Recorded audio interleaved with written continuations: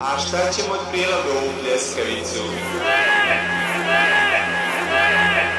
Još jedno napeto večer u Beogradskom naselju Zemun polje. Novo okupljanje građana. Šta ćemo od priloga?